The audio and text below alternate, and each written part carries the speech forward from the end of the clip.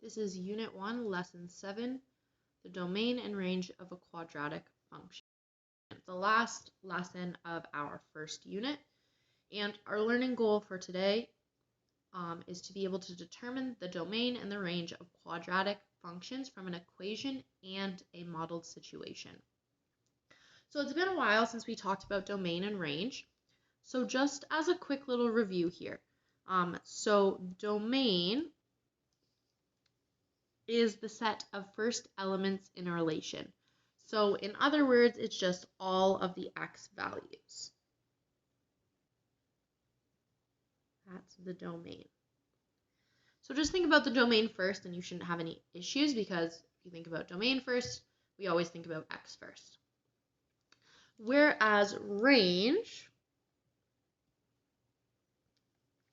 is the set of second elements in a relation, or simply all of the y values. Okay, so domain is x, range is y. D comes before r, so you can kind of think about it that way. X comes before y, D comes before r. Okay, so for the function in this form, which is the form we've been working with, y equals a x minus h squared plus k, the domain is always going to be x is all real numbers. The domain is always going to be that. Okay, and this is for a function in this form. Don't get confused. Don't think that every single function or relation is going to have that domain. It's only if it's in this specific form. Okay, it's only if it's a quadratic function. So the range is going to depend on the parameters of a and k. So we have two situations here. First one on the left. When the parabola opens up, the range is y values are greater than or equal to k. Okay, so the range is y values that are greater than or equal to k. Sorry, I said that kind of weird at first. Okay, and we can see that here. So if we're opening up, our range is simply going to be y greater than or equal to whatever k is. On the other hand, if the parabola is opening down, the range will be y values less than or equal to k. So the only thing you need to remember is opens up means greater than, opens down is less than. Okay, so you'll want to copy that down, and remember, domain is the same for each. So say the vertical axis was labeled f of x, then we would just change the range to reflect that. So instead of writing y is greater than or equal to k, we would simply write f of x. Not a huge deal, just proper form. Okay, so we can tell what the domain and range of these two are because we have a graph and we are given k. So let's take a look at just some equations and how we would state the domain and the range for each. Okay, so we know that the domain is always going to be, if it's in these forms, which it is, x is all real numbers. Okay, so we don't have to worry about that, but we do need to look at the range. So first we need to determine if this function is opening up. It is, right? There's no negative number out front, and this function is called f of x. Since it's opening up, we know it has to be greater than or equal to k. K in this case is 1. So f of x is greater than or equal to 1 is our range. Okay, b. Again, it's in that same form that we've been looking at, so we know that our domain is just going to be x is equal to all real numbers. And our range, again, is this opening up or down? Well, it's opening up, right? There's a positive 2 out front, so we know that it has to be greater than or equal to k. K in this case is -5. Okay, so this stuff isn't too complicated. Next one, C. So same thing. Domain is easy, right? Just going to be XER. Okay, and this is still in that same form, even if it doesn't have the a, the h, and the k value. Okay, you're just looking for basically the x squared and some transformations put on the x squared. So same thing, this one is also called f of x. Okay, we look, are we opening up or down? So we were opening up in A, up in B. This one here, we see there's a negative out front, so we're opening down. That means f of x is less than or equal to k. K in this case is 6. Okay, so this isn't too hard. Maybe even easier than the domain and range that we learned at first, because now we have just this easy trick up our sleeves to make it a lot simpler.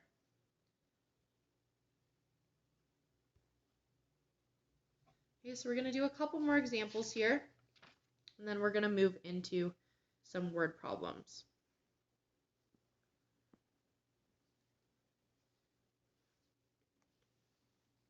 Okay, so for D here, first we look, or before we even do that, oops, I forgot to click edit.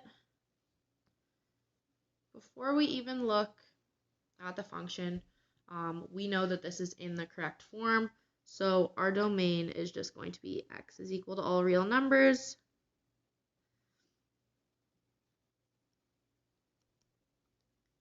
And our range. Okay, first of all, we're looking, is this number out front positive or negative? It's positive.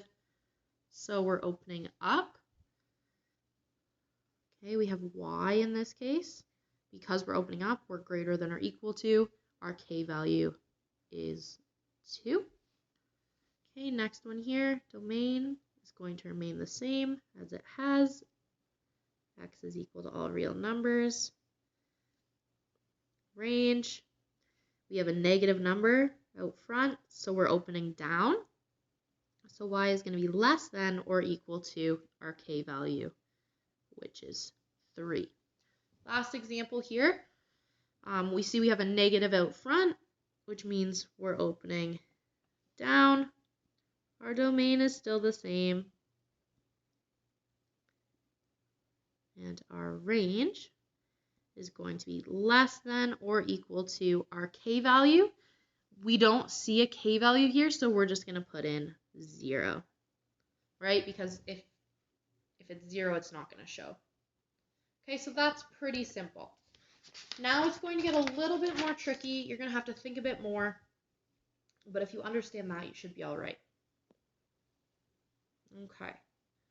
So when quadratic functions model real-world situation, the domain and range are often restricted by values that make sense for the situation. Values that don't make sense are usually excluded. Okay, so values that make sense for the situation. So we're going to have to think situational here. So for example, a baseball thrown from the top of a building falls to the ground below. The path of the ball is modeled by this function. H of t equals -5, t minus 0.5 squared plus 31.25, where h of t is the height of the ball above the ground in meters and t is the elapsed time in seconds. What is the domain and range of this situation? So first we need to define the independent and dependent variables. So anytime time is involved, it's always going to be the independent variable, right? Because time isn't changing based on anything else. So our independent variable is time, which is in seconds. Okay, therefore, if it's the independent variable, remember independent x, so this means this is the variable for domain. Okay, which leaves height as our dependent variable. That's in meters. Our dependent variable is for range. So before I told you that domain is always x is equal to all real numbers. But let's think about this in terms of the situation. Okay, so we can see this parabola gives us the whole parabola, right? But think about it. So a baseball is thrown from the top of a building. Okay, we're talking about time right now, which is going to be our domain.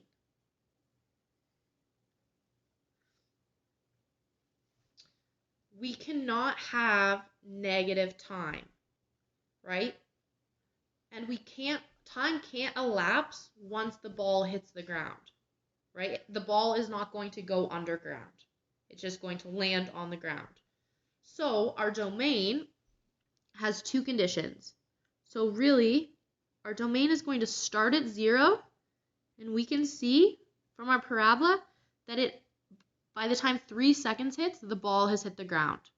Okay, so again, that means there's two conditions here. So we're going to write our t in the middle and our arrows to the left. Okay, review. Those are kind of the nicest looking.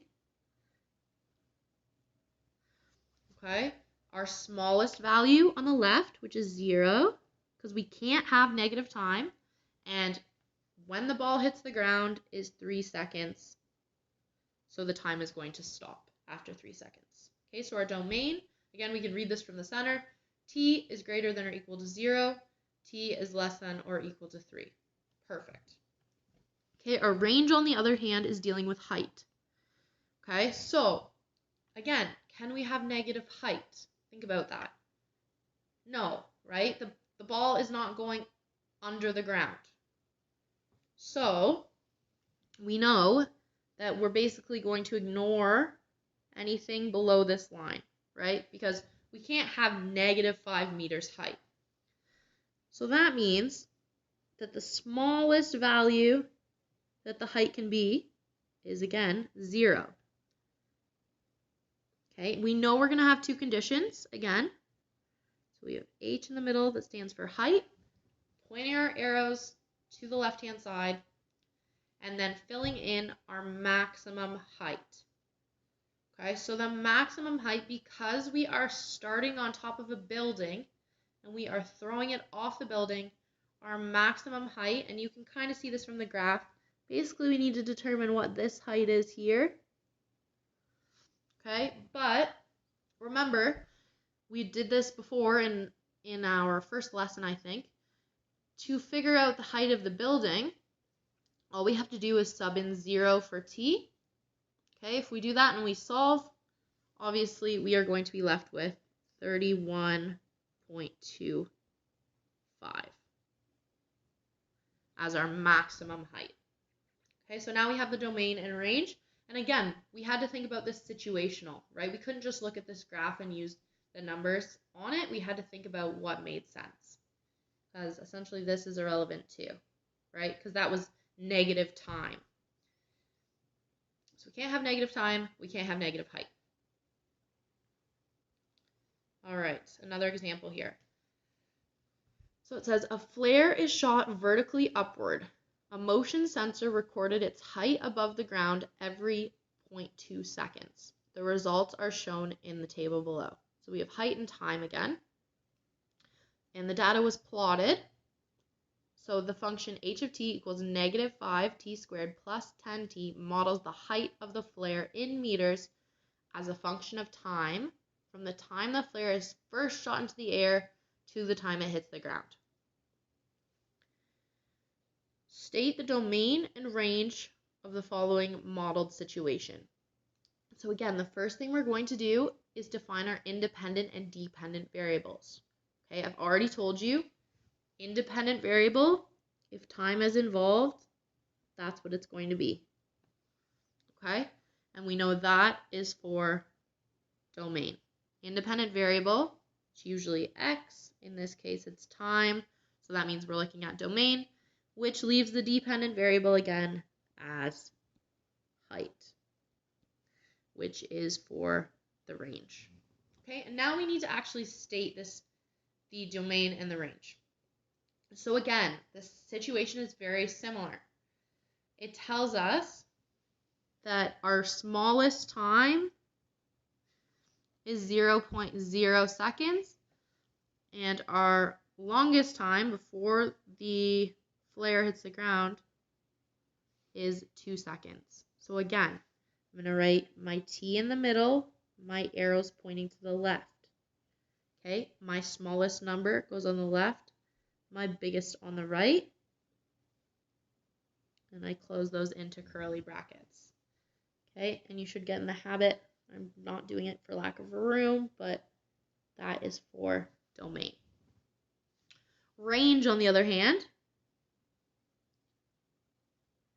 okay, we can see that the range, that's the height. We can see that starts at 0.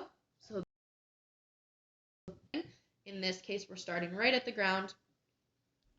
And you can see the highest point we get to is 5. So same thing. We're going to write height in the middle, h of t. Our arrows point to the left. Smallest value goes on the left. Largest value or maximum height on the right. Okay, and again, remember, you can always check this by reading from the center out. So we have one more quick example here. And then we will be completely done Unit 1.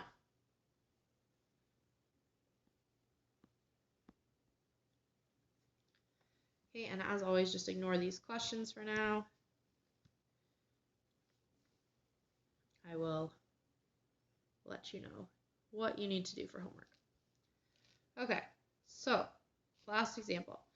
Remember stating domain and range for an undescribed scatter plot.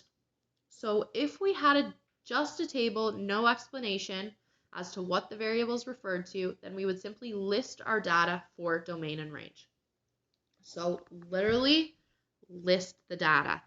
So we're assuming that our independent variable is on top and our dependent variable is on the bottom, which means in this case, T is going to be for domain and H is going to be for range. So when I say list the data, I literally mean, similar to how you listed those plotted points, literally write it all out. So for domain, which is T, we'll say T equals 0, 0.2, 0.4, 0.6, 0.8, 1, 1.2, etc. Okay, I'm running out of room, so I'm not going to write them all. You're just going to keep listing those. Same thing for the range. Okay, you should be using these curly brackets and following this form. So H equals 0, 1.8, 3.2, 4.2, 4.8, and 5.0. Okay, so if you are not given specific parameters on what the situation is, you really don't have to consider how it would be realistic in a real life experience. So you can just simply list out the data. Very, very easy. Okay, and this is the end of our last lesson for Unit 1.